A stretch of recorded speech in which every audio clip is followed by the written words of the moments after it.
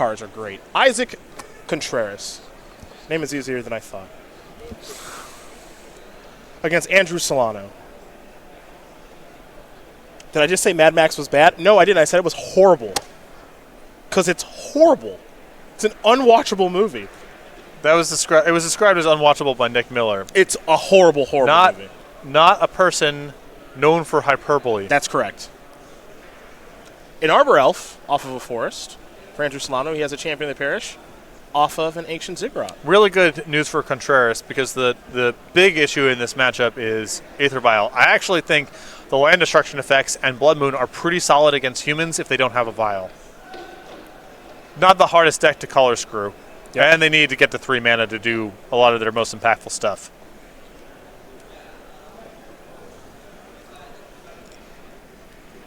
I like playing a meddling mage here. Would you just name Blood Moon? I would, because I do not want to lose the game on the spot. Champion's going to get a counter. Meddling mage is being played. It assumes that Sullano knows the matchup. This could also be an opening from Elves, a random Collected Company deck. Naming Blood Moon in the dark here is tough. So not a lot of decks play Arbor Elf in the format. Amongst them, I would if my opponent goes Forest Arbor Elf, I'm guessing either Elves or Land Destruction, and that is it. Because I Collected Company decks, they play Birds or something, and he did name Birds of Paradise. Here's Utopia Sprawl. What was the name of Meddling Mage? Blood Moon. Blood Moon was named. Yeah. Yes. Okay, great. Not losing that. Bang! Bang! Bang! All right, I'm up. I'm a little surprised at killing the Horizon Canopy and not the Ziggurat. Like, killing the Canopy means you want to cut him off from the ability to actually play Vial. Ziggurat doesn't cut him off from playing certain spells because it's obviously a 5-color land, but Sullano does not have another land. Stomping Ground on tap. This could go poorly here for Andrew. Oh, dragon. Yeah. Oh my. Okay. Oh, ease up. We are done. We are easy. Easy. You don't need all that. That is it. That was a great draw. Boy. That was a hoot. That was. Whew. All right. Cruel Land Destruction. Oh. Issak Contreras over here. Oh. That was a turn 3 Inferno Titan? Yeah, turn 2 Stone Rain, turn 3 Inferno Titan. Okay. All right. It's a good opening. Don't be so mean on camera.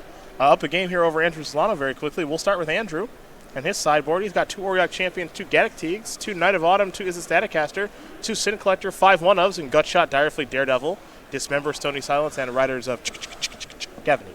I don't know what to do with all. I mean, there's a couple cards here that seem good, not great. Dismember, Sin Collector, Izzet Staticaster, Knight of Autumn, Gaddock Teague, Auriok Champion, all sort of qualify. I guess it's more a function of what you have that's not good to take out. All right, so cards I'm interested in. I like Knight of Autumn. Yeah. I like Gutshot. Okay.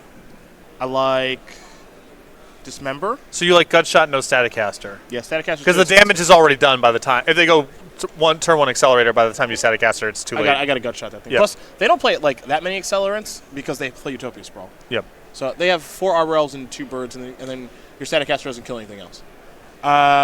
So I kind of just like 4 cards here because like Auriok Champion's garbage. It's just bad. Yep. They have like I'm going to block their Inferno Titan. Oh yeah. Well, you are going to block their Inferno Titan if that comes up. You sure are. And then Gaddock Teague doesn't really stop anything. So just a couple of cards I think here for Sullano. That game was a beatdown. Yeah. That was ugly. Yes, it was. For Issak Contreras, he's got 3 Anger of the Gods, 3 Kitchen Finks, 2 Abrades, 2 Scavenging Ooze, 2 Trinisphere, 2 Grafdigger's Cage, and an Ancient Grudge. I think the Anger of the Gods and the Abrades here are just great. Sweepers, removal spells, a Shatter for Aether Vial that can still kill a creature if Sullano happens to not draw Aether Vial. Cards are very good. All right, they're getting ready for game number 2. We're going to talk about Aaron Barrett, who we watched last round. You can still get this token now, though. Aaron Barrett should win our Season 1 Invitational at SCGCon Sama earlier this year. Beat Zach Elsick in the finals, both those players here, and still in top 8 contention. Couple of ways to go about getting this thing if you haven't gotten your Soldier tokens just yet. Well, the easiest way, just head to any Open or Classic, and when you enter, you get one of these tokens. If you can't make it out to one of our events, any order from StarCityGames.com, $5 or greater, will be sent with one of these tokens.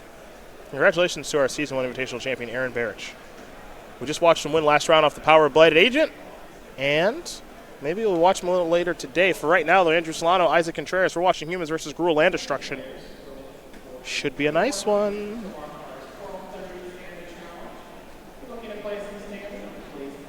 Oh, this is good. Todd Anderson just started a group on Facebook, and he said, man, here we go. Let's just read this word for word. Mad Max Fury Road is great, and Cedric is stupid. What's the name of the group? No, it's not the... I think it is about to become the name of the group. No. My stupidity notwithstanding, nothing happens in that movie and nothing makes any sense. I have not watched it. You won't. And I would love to have you watch it because you would hate it. Are you sure? I've never been more sure of anything. Really? Yes. It was well received by people whose opinions I typically respect on these matters, but I don't know. I haven't seen it. I hate most movies. I don't know. That's why I'm leaning that way. It might be a safe bet just in the dark for me to dislike a movie. Yes, the name of the group has been changed. Thanks for that recommendation. Yeah. Thank you so much. Lovely. I'm going to be leaving the group soon. You've created 2 hours of entertainment that I'm supposed to consume all at once. That is really self-indulgent. Yeah. So I'm sort of broadly not interested in movies. Yeah. I need 15-minute cartoons. That's about. Yeah, I like your stance on movies is strange to me because you just love like stupid cartoons like BoJack Horseman. It's not. That one is a masterpiece. Looks like Isaac's going to take a mulligan here. Horseman. The Horseman. The Horseman. New Mega Man villain. Actually, that Mega Man villain's already been done. Centaur Man, circa Mega Man 6. That was one of my favorite moments in the last couple of years was explaining sort of not necessarily the plot, but the world, the construction of BoJack Horseman to our friend Chad Castell. And after about 2 minutes of explaining it, he goes, "Oh, so it's a cartoon." But in earnest. And it's like, well, it started with, it centers around a horse who can talk. Yes. Chad, not. Oh, it's a cartoon. I was really it's hard for me to be shocked by something. Nothing Chad says or does shocks me. Just take it. Whoa, I was not expecting that. Yeah. Sometimes he just when he's not casting Read the Bones, sometimes he just needs a minute. Yeah. You think you like Notion Rain. Oh, yeah. Oh, Chad. Chad would splash Notion Rain in his Abzan deck, which makes no sense. No, he would Notion Rain and look at a Lingering Souls, and the decision of whether to draw it or put it into the graveyard would cause him such paralysis that we wouldn't be able to finish. Yeah, he'd go to time. Yeah. He'd go to time. So I can't even. Both options are too good. Well, there's a Thalia Guardian of Thraben. And that's good because that's going to delay Blood Moon and Molten Rain a turn and make it so that Isaac can't actually play Utopia Sprawl and go nuts this turn. So Thalia's ideal on turn 2 here for Andrew Sullano.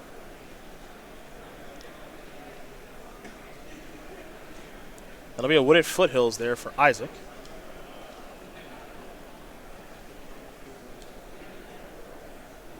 And now that's the Scavenging Ooze. So we're going to head back over to Sullano now. Ooze out of the sideboard. Wasn't sure if this one was going to come in or not. I think that I would err against, but defensible. Contreras doesn't really do a great job of killing creatures unless he's killing all of them. And at that point, the use is sort of whatever. This is an attack for 2. Let's see what the follow-up will be. This does get tough, too, because for Sullano, he has to worry about Blood Moon and Anger of the Gods, especially when you don't have a Vial in your draw. It's a tough squeeze to be in. Now, a card like Freebooter actually kind of shores you up against both if he wants to play one, and it looks like he will. So he'll take one to cast the Freebooter, get a look at the hand here of a Braid, Lightning Bolt. This Freebooter's bad. A Braid, Lightning Bolt, Pia and Kieran, which is... that's castable. Yep. Because of the Arbor Elf and a Forest. Okay.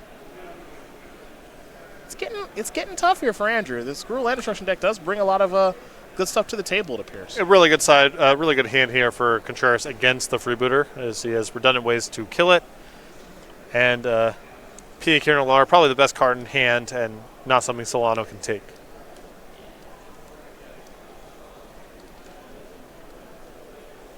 So Bolt will be the selection.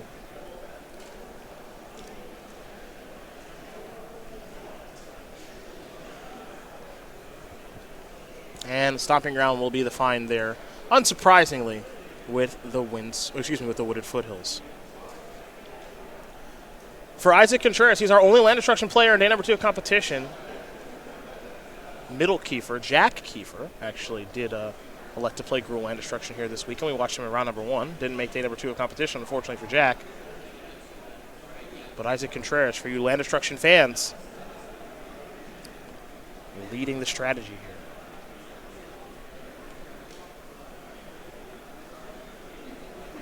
Contreras drew a land for the turn in Wooded Foothills. Has a Braden Pia and Kieran, which Andrew Sullano does know about. And just deciding which threat to play. Yeah, when you're playing against Freebooter here, there's some incentive just to get the spell out of your hand. Pia and Kieran is the most efficient thing to do from a mana perspective. Well, that will be the Abrade to take care of the Freebooter. Bolt will go in the hand, but Bolt will continue to cost 2 mana because of the Thalia. Gonna eat the Freebooter. Will the Scavenging Ooze? It'll allow Isaac to gain a life, grow the creature into a 3/3, and it will attack, knocking Sullano down to 15.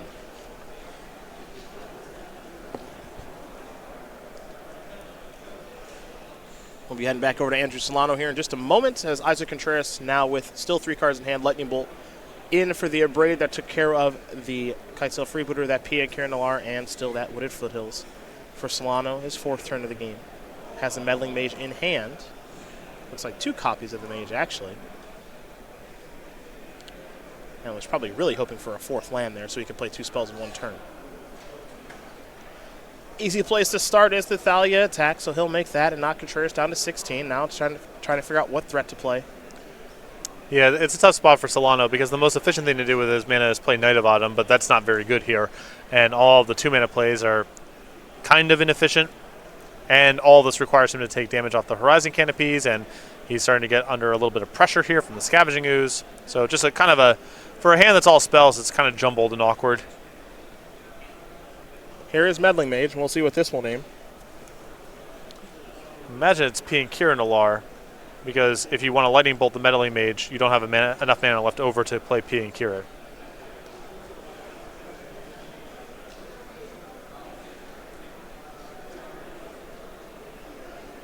Pia and Kieran Nalar is the name. Yeah. So that kind of forces Contreras' hand here a little bit to have a turn of Lightning Bolt, the Meddling Mage, eat with the Ooze.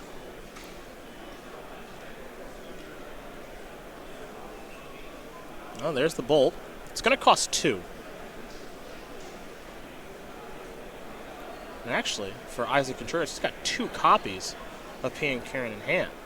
It's good news for Sullano because I think he has a backup Meddling Mage, and I would be surprised if his next turn wasn't simply Meddling Maging the Pia Kieran again. This man attack for 5. Arbor Elf feeling frisky. Gonna jump on in. Sullano's gonna fall down to 9. There's land number 4. Good news. He could use mana, and he could use something that doesn't deal damage to him. So 2 wins there.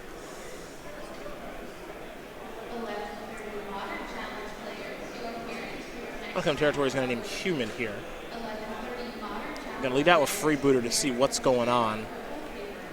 Going to be maybe a little disappointed not to hit a spell there, but more than happy to play a Meddling Mage and lock down those Pia and Kierans. Yep. The Scavenging Ooze is still problematic, but good news for Sullano there. The draw step was another Pia and Kieran Nalar. Looks like Solano's going to get in here for 2 points of damage with the Thalia, or at least is thinking about it.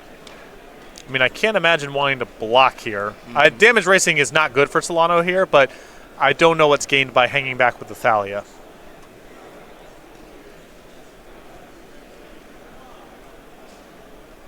You can see the hesitation. It doesn't look like a great attack, but I don't know what else Solano's going to do with that Thalia. Yeah, it's a little bit better than nothing, I think you could say, as Contreras is going to sacrifice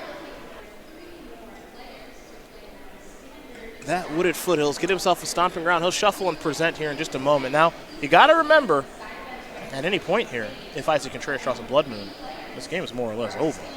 Yeah, he's got a bunch of huge draws here. Blood Moon, Bloodbraid Elf, any removal spell, Storm Breath Dragon, Inferno Titan, Chandra, Torch of Defiance. But I mean, no shortage of hits. Stomping Ground was the draw, not a great one. Here's an attack for 4 once again. Solano's going to fall down to 3. He took that damage very quickly. Well, it doesn't get him very far here to chump block because that's just more food for the Ooze.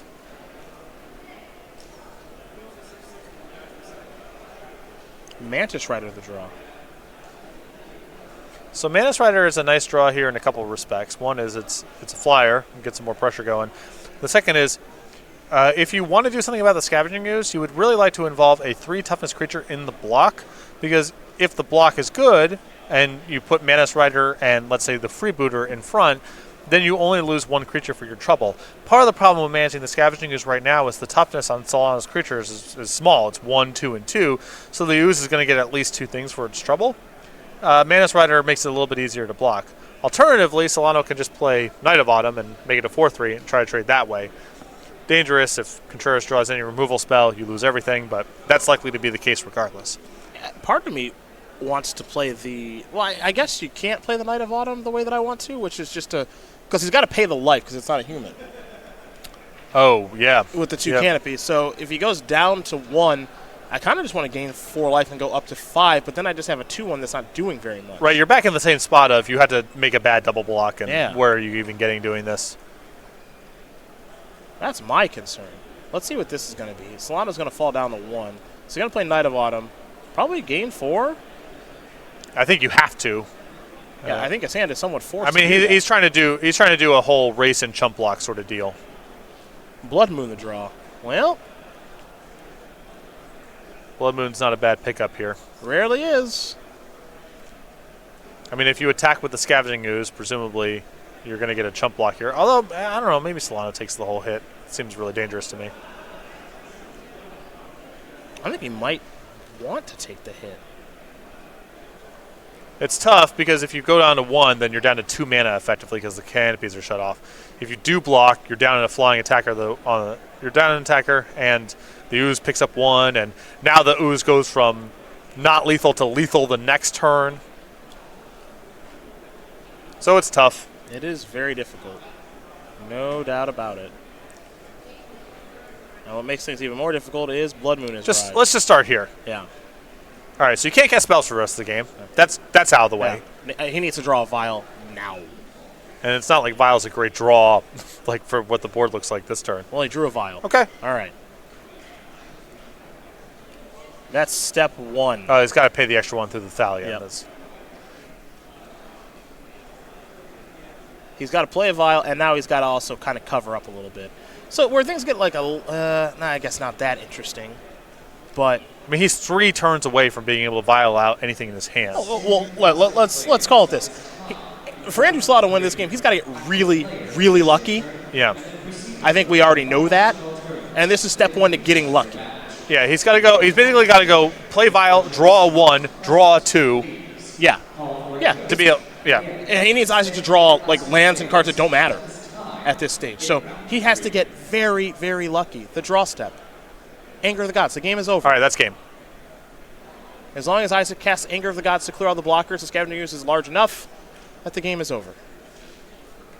And there was nothing Sullano could do about this, no matter how he elected to attack. So, Arbor Elf 1-tap this, pay another mana, there's Anger of the Gods, kill all your stuff, and I will kill you. So, Issak Contreras is going to win this game and match over Andrew Sullano. 2-0. Gruul Land Destruction will take care of humans. And for Issak Contreras, our lone Gruul Land Destruction player here in day number 2.